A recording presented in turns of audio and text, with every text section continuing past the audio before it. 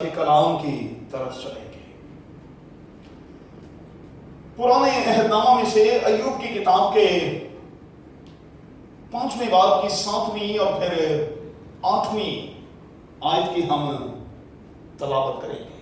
جی، اور جیسے چنگاریاں اوپر کو اڑتی ہیں ویسے ہی انسان دکھ کے لیے پیدا ہوا ہے، لیکن میں تو خدا کا انتظار کروں گا اور اپنا معاملہ خدا ہی پر چھوڑوں گا۔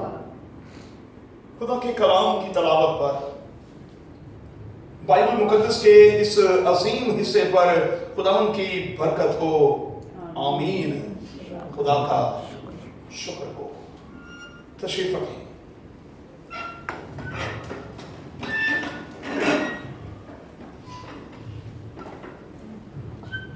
جس مضمون کے تحت ہم خدا کے کلام میں آج اترنے والے ہیں وہ مضمون اسکرین پر آپ کے سامنے ہے۔ Encourage yourself۔ میں سمجھتا ہوں کہ اس کڑے وقت میں سے گزرتے ہوئے یقینی طور پر ہمیں نہ صرف خود کریج کو لینا ہے بلکہ ہم اچھا ہے کہ ایک دوسرے کے لیے بھی انکریجمنٹ کا باعث بنتے رہیں۔ نہ صرف ہمیں خود کے لیے کریج کو لینا ہے بلکہ ہمیں دوسروں کے لیے بھی حوصلہ افزائی کا باعث بننا ہے، کیونکہ آج روئے زمین پر زندگی جو ہے وہ ہمیں بے حوصلہ دکھائی دیتی۔ لوگ عجیب سے خوف میں مبتلا ہیں اور لوگ سمجھ نہیں پا رہے کہ حالات انہیں کس طرف لے جا رہے ہیں۔ اور میں سمجھتا ہوں کہ ایسے وقت میں دنیا کے ہر ایک شخص کو ایک ہلکی سی تھپ تھپی کی، تھوڑی سی حوصلہ افزائی کی ضرورت ہے۔ تو کیا میں اور آپ تیار ہیں کہ ہم اپنے ارد گرد موجود انسانوں کے لیے حوصلہ افزائی اور تقویت کا باعث بنیں؟ جی، کیا میں اور آپ تیار ہیں؟ جی، تو پھر کہیں آمین۔ آمین۔ پھر سے کہیں آمین۔ پھر سے کہیں آمین۔ آمین کا مطلب ہے ایسا ہی ہو۔ اس کا ٹرانسلیشن ہم یوں بھی کر سکتے ہیں کہ ہاں ایسا ہی ہوگا، ہم ایسا کریں گے۔ ہم یقینی طور پر ایسے کڑے وقت میں دوسروں کے لیے حوصلہ اور تسلی کا باعث بنیں گے۔ اس سے پہلے کہ ہم اپنے اس مضمون کی طرف چلیں، بیس کے طور پر اس کتاب کے حوالے سے چند ایک باتوں کو مہربانی سے نوٹ کر چھوڑیں۔ یاد رہے کہ یہ کتاب عہد عتیق کی 18ویں کتاب کہلاتی ہے۔ پرانے عہد نامہ میں کل 39 کتابیں پائی جاتی ہیں اور ان 39 کتابوں میں سے اس کتاب کا 18واں نمبر ہے۔ اس کتاب کا شمار منظوم کتابوں میں ہوتا ہے، یعنی ایسی کتابیں جو نظمیہ انداز میں لکھی گئی۔ اور اس بات کو کبھی نہ بھولیے گا کہ وہ کتابیں جو نظمیہ انداز میں لکھی گئی ہیں ان میں ایوب کی کتاب، ان میں انسان کی کتاب اور ان میں زبور کی کتاب جو ہیں وہ نمایاں مقام رکھتی ہیں۔ اگر آپ کیلکولیٹ کریں گے تو اس کتاب کے 42 باب اور اس کی 1017 آیات ہیں، اور یہ وہ کتاب ہے جسے بزرگ ایوب نے اپنے ہاتھوں سے لکھا ہے، اور ایوب کے نام کا لفظی مطلب ہے نفرت انگیز، یعنی ایسا شخص جس سے انتہا کی نفرت کی جائے۔ اس کتاب میں شیطان کے ڈرون اٹیکس جو ہیں ان کا ذکر ہمیں ملتا ہے، اور یہ دکھانے کی کوشش کی گئی ہے کہ کس طرح سے ڈرون پر ڈرون اٹیک کیا گیا اور کچھ ہی وقت میں अय्यूब का सब कुछ उससे ले लिया गया।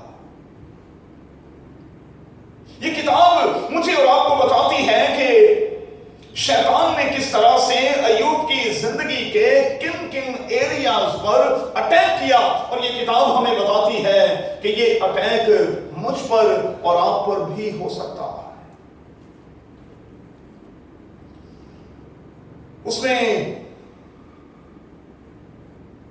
अय्यूब के ईमान पर, उसके फंड्स पर, उसके खानदान पर, उसकी बीवी और बच्चों पर और उसके मालो मता पर अटैक किया।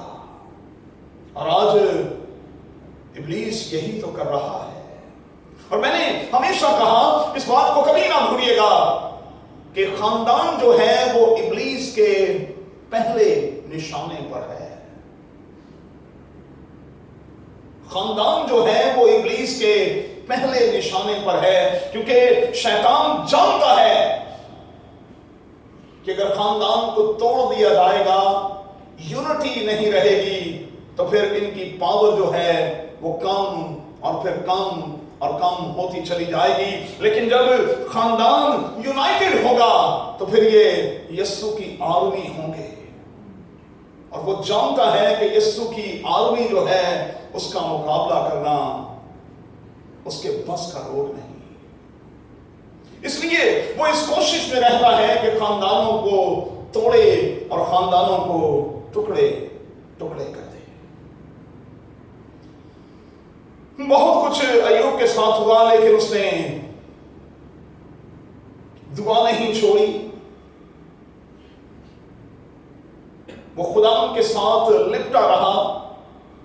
उसने कतन खुदावन को दोष नहीं दिया, बल्कि लिखा है कि इन सब बातों में अय्यूब ने न तो गुनाह किया और ना खुदा पर बेजा काम का ऐब लगाया।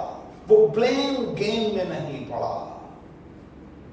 इंसानी कमजोरी क्या है? हमारे जरा से हालात गैर होते हैं, हम सर पर बाजू रख लेते हैं, रोते और चिल्लाते हैं और फिर एक दूसरे को और कई बार खुदा को ब्लेम कर रहे होते हैं। लेकिन ये किताब हमें बताती है कि अय्यूब ने ऐसा कुछ नहीं किया, ऐसा कुछ नहीं किया। उसकी बीवी अगरचे के उसके मुकाबले में जरा सख्त है, उसका अपना एक ओपिनियन है, लेकिन अय्यूब अपने ईमान से नहीं हटा, बल्कि वो ऐसे कड़े वक्त में अपनी बीवी को भी तसल्ली देता और कहता है कि हम खुदा के हाथ से सुख पाएं, दुख ना पाएं। क्या इस दुख की घड़ी में हम अपने खुदा के साथ लिपटे ना रहें? और ये इन दिनों में मेरे और आपके लिए एक बहुत बड़ा सवाल है। हमने सुख के आयाम भी देखे हैं और हम इस वक्त मजमूई तौर पर पूरी दुनिया के लोगों के साथ मिलकर दुख में से भी गुजर रहे हैं। लेकिन जॉर्ज, मैटर करता है मेरा और आपका बिहेव क्या है, मेरा और आपका एटीट्यूड क्या है, मेरा और आपका रिएक्शन क्या है, हम किस तरह से रिस्पॉन्ड कर रहे हैं। नेगेटिव तौर पर या कि पॉजिटिव तौर पर। अच्छा है कि पॉजिटिव होकर एक पॉजिटिव एनर्जी के साथ अपने हाथ उठाकर आज की इस इबादत से जाते हुए ये कहते हुए जाएं, क्या हम खुदावन के हाथ से सुख पाएं, दुख ना पाएं? क्या हम खुदा के हाथ से सुख पाएं, दुख ना पाएं?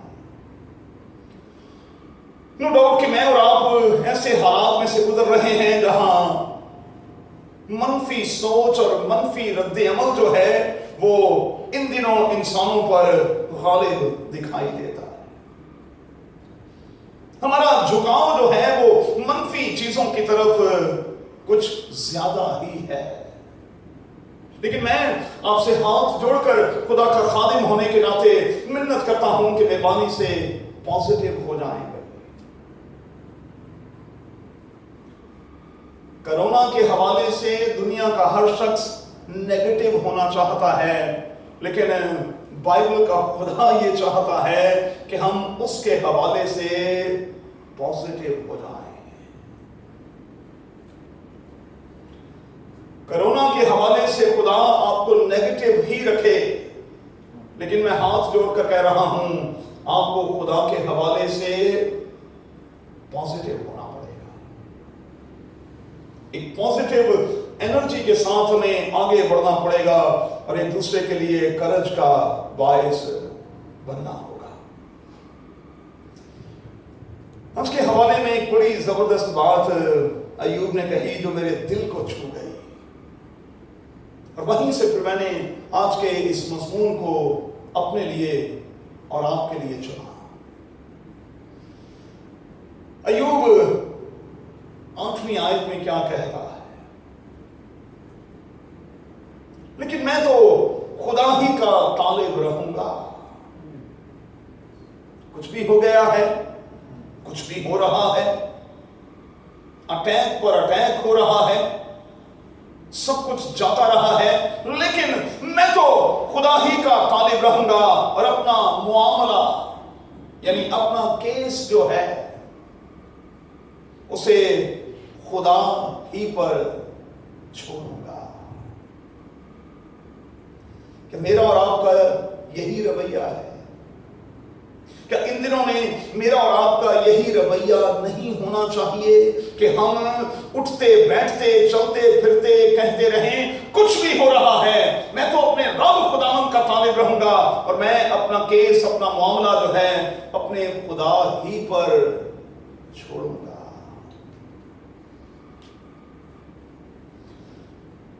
آپ کو یاد ہوگا کہ زبور کی کتاب کے جب ہم 37ویں زبور میں جاتے ہیں تو وہاں ایک تلقین مجھے اور آپ کو کی گئی ہے۔ اگر ہو سکے تو آپ اس تلقین کو میرے ساتھ دیکھ بھی سکتے ہیں۔ یہ داؤد کا مزمور ہے، کوائر کے انچارج کے لیے داؤد کا لکھا ہوا یہ زبور ہے، اور 37ویں زبور کی 5ویں آیت میں داؤد کہتا ہے، مجھے اور آپ کو تلقین کرتا ہے کہ ہم اپنی راہ خداوند پر چھوڑ دیں اور اس پر توکل کریں، وہی سب کچھ کرے گا۔ بالکل یہی لکھا ہے۔ موجودہ وقت میں ہم کیا کریں؟ موجودہ وقت میں ہم اپنا سب کچھ خداوند پر چھوڑ دیں، اپنا معاملہ خداوند پر چھوڑ دیں اور اس پر توکل کریں، وہی سب کچھ کرے گا۔ انسان تو فیل ہو گئے، سپر پاورز جو ہیں وہ تو فیل ہو گئیں، اور آج کے دن تک وہ فیل کی فیل دکھائی دیتی ہیں، تو پھر ایسے میں ہم کیوں کسی سپر پاور کی طرف، کیوں کسی انسان کی طرف دیکھیں؟ ہم کیوں نہ خدا کے ہاتھ کی طرف دیکھیں؟ کیوں نہ اپنا معاملہ خداوند پر چھوڑ دیں؟ کیوں نہ اس پر توکل کریں؟ کیونکہ وہی سب کچھ کرے گا، وہی سب کچھ کرے گا، کیونکہ وہ اپنے لوگوں کو بچانے، چھڑانے اور پھر آزاد کرنے کی پوری قدرت اور صلاحیت رکھتا ہے۔ لفظوں پر غور کریں، ہم خداوند پر چھوڑ دیں۔ لفظوں پر غور کریں بھائی، چھوڑیں گے تو خداوند کچھ کرے گا، جب آپ خود پکڑے رہیں گے تو پھر خدا کیا کرے گا؟ پھر سے کہوں گا، چھوڑیں گے تو خداوند کچھ کرے گا، جب آپ خود اپنے گھوڑے جو ہیں وہ دوڑاتے رہیں گے، اپنی کوشش کو جاری رکھیں گے، پھر خدا کیا کرے گا؟ اس لیے چھوڑ دیں۔ اس کا سادہ سا مطلب یہ ہے کہ ہینڈز اپ کر لیں، اپنے ہاتھ اوپر اٹھا لیں بھائی، اور خداوند سے کہیں کہ بس خداوند، اب ہم سے نہیں کچھ ہونے والا، اب تو ہی سب کچھ کرنے والا ہے، کیونکہ تیرے بارے میں لکھا ہے کہ تو ہی سب کچھ کرے گا۔ نہ صرف اس کتاب میں بلکہ جب ہم زبور کی کتاب میں داخل ہوتے ہیں تو وہاں مصیبت میں پڑے ہوئے لوگ، پریشان حال لوگ، خدا کے سامنے اپنی فریاد اور درخواست رکھتے ہوئے ہمیں واضح طور پر دکھائی دیتے ہیں.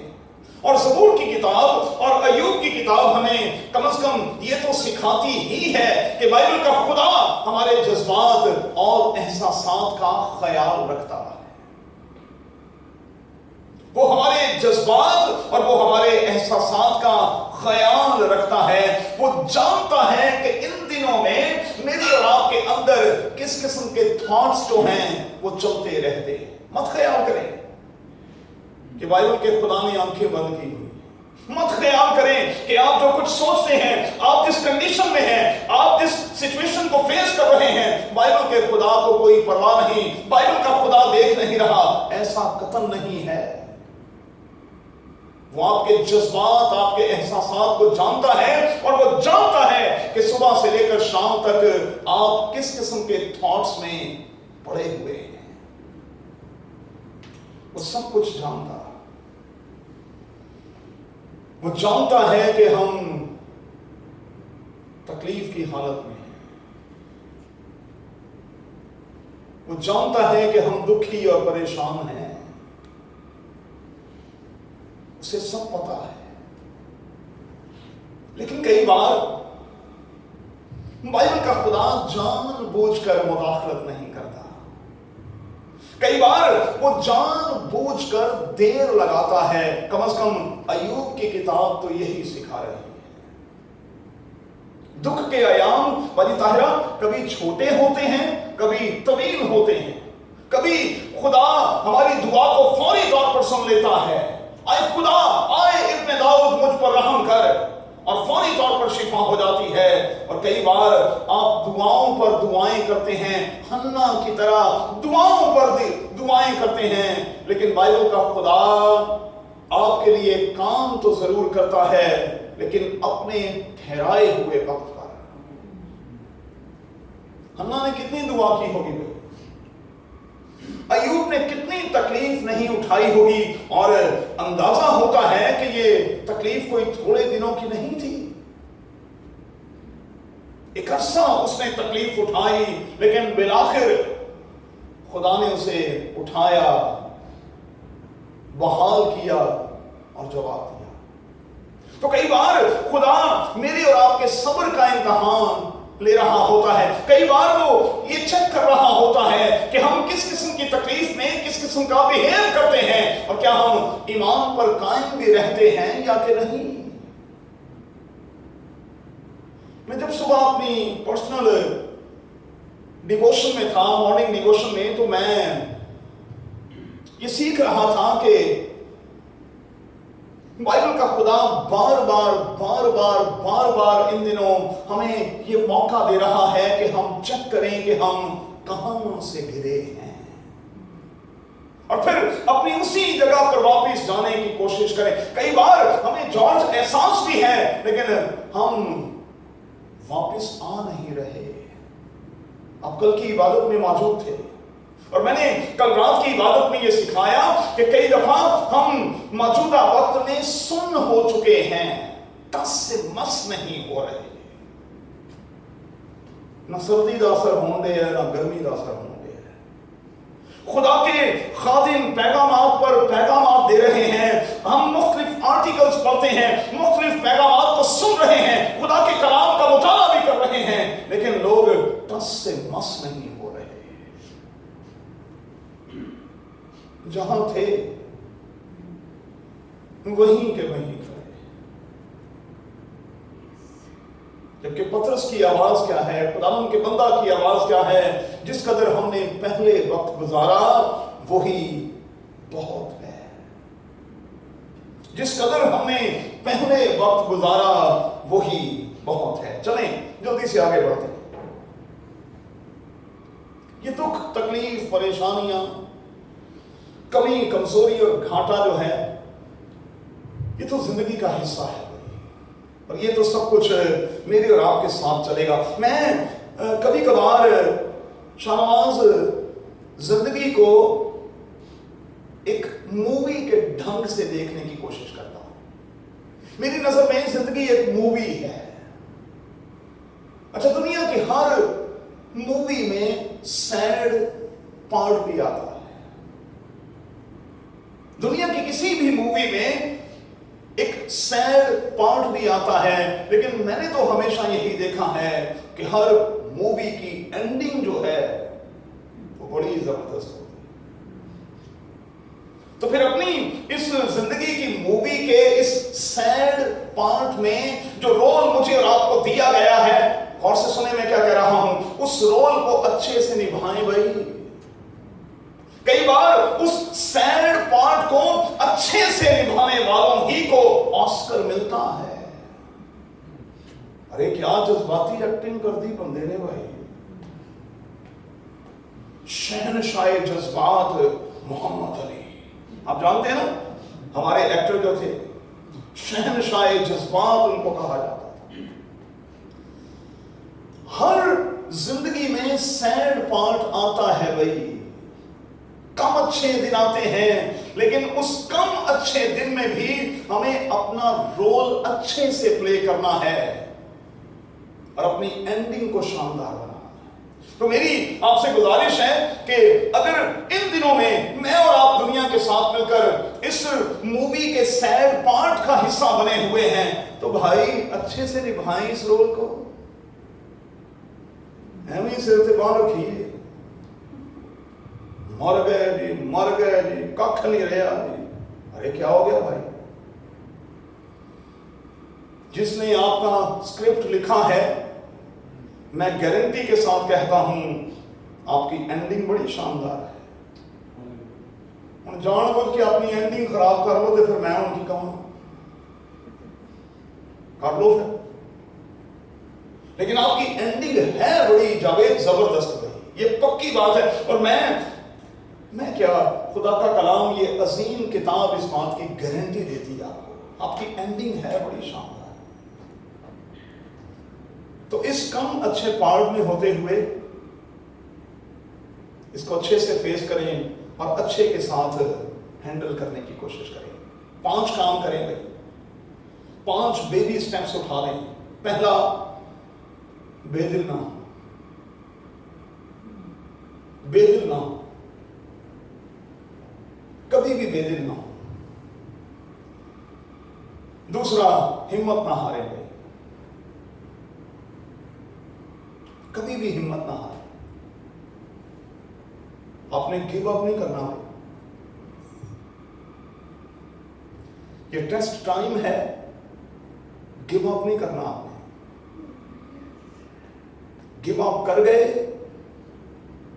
ऑस्कर से महरूम रह गए। जान देने तक भी हमें वफादार रहना है। हमें इस ईमान के सफर को जारी रखना है अय्यूब की तरह, और अपना मामला खुदावंद पर छोड़ना है और ये कहते रहना है कि मैं तो अपने रब ही का, खुदावंद ही का तालिब रहूंगा। हमें बेदिल नहीं होना। दूसरी बात, हमें हिम्मत नहीं हारना और हमें एक्टिवली अपने ड्रीम्स को चेज करना है। एक्टिवली अपने मैदान से बाहर नहीं होना। भाइयों ने तो यूसुफ के साथ जो किया आप समझते हैं। उन्होंने ये कहा कि जी ये मकू ठप छोड़ो। उन्होंने यही कहा, देखते हैं अब ये ड्रीमर जो ड्रीम देखता है और बार बार हमें तंग करता है, ये अपने ड्रीमों के मुताबिक कैसे बड़ा आदमी बनता है। लेकिन यूसुफ ने गिव अप नहीं किया। भाइयों ने गले में डाल दिया, गिव अप नहीं किया। निकाल कर बेच दिया, गिव अप नहीं किया। फोतीफार के घर में चला गया, गिव अप नहीं किया। ना करदा गुनाह की सजा मिली, यानी खामखा का स्कैंडल बन गया, गिव अप नहीं किया। फिर कैद में दोबारा गया, गिव अप नहीं किया।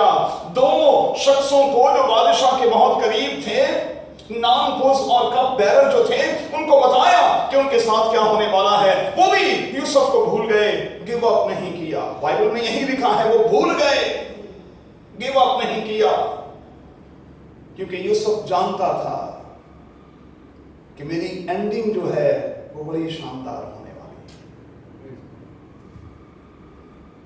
تو آپ کی اینڈنگ بڑی زبردست ہونے والی ہے. مورس وہ دن نہیں نہ رہے 2019 والے, یہ بھی نہیں رہنے, تو فکر نہ کرو, یہ بھی نہیں رہنے. خدا نے سب کچھ بحال کرنا ہے. دیکھیں ایک بات کی تو گارنٹی میں آپ کو بائبل مقدس میں سے دے دیتا ہوں, یہ گارنٹی میں آپ کو دے سکتا ہوں. گارنٹی اس لیے کیونکہ بائبل مقدس میں لکھا ہے کہ امن کے 3-3.5 سال تو پکے ہیں نا بھائی. باقی سالہ دی میں کوئی گارنٹی نہیں دے سکتا کیونکہ میں نبی نہیں ہوں, لیکن یہ گارنٹی آپ کو ضرور دے سکتا ہوں کہ امن کے جو 3-3.5 سال ہیں وہ تو پکے ہیں, خوشحالی کے ساتھ. پھر ہم نے مورس کے ساتھ کسی ٹور پر چلے جانا ہے, ہم نے پھر چلے جانا ہے, ایسا موجہ مار لیا ہے.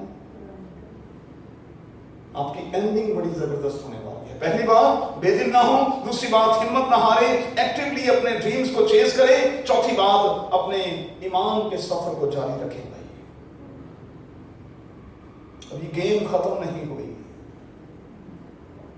میں کچھ اور بھی کہنے لگا تھا لیکن وہ میں نہیں کہہ رہا, آپ سمجھ گئے. ابھی تو بہت کچھ باقی ہے میرے دوست, سمجھ گئے. ابھی تو بہت کچھ باقی ہے میرے دوست, ابھی گیم ختم کہاں ہوئی ہے, ابھی تو بہت کچھ باقی ہے. اور آخری بات, یقین جانیں کہ بائبل کا خدا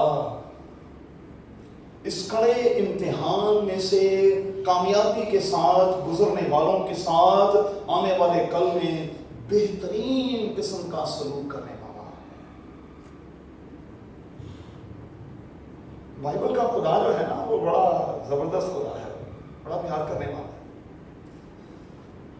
تو عموماً ایسا نہیں ہے کہ آپ تکلیف اٹھا رہے ہیں, سیلریز بھی آپ کی کم ہوئی ہیں, کچھ کی 50%, کچھ کی 30%, کچھ کی 20%. کچھ ایسے ہیں جنہوں نے 6 مہینے کام کیا ہے لیکن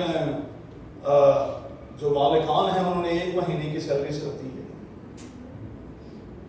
کچھ بچے ایسے بھی ہیں چرچ کے جن کو ان کے آفیسرز نے کہا کہ دیکھو بھائی بس یہ گروسری کے پیسے ہم سے لے لو, باقی جو ہیں وہ آپ کو ملیں گے, لیکن یہ نہیں پوچھنا کہ کب ملیں گے.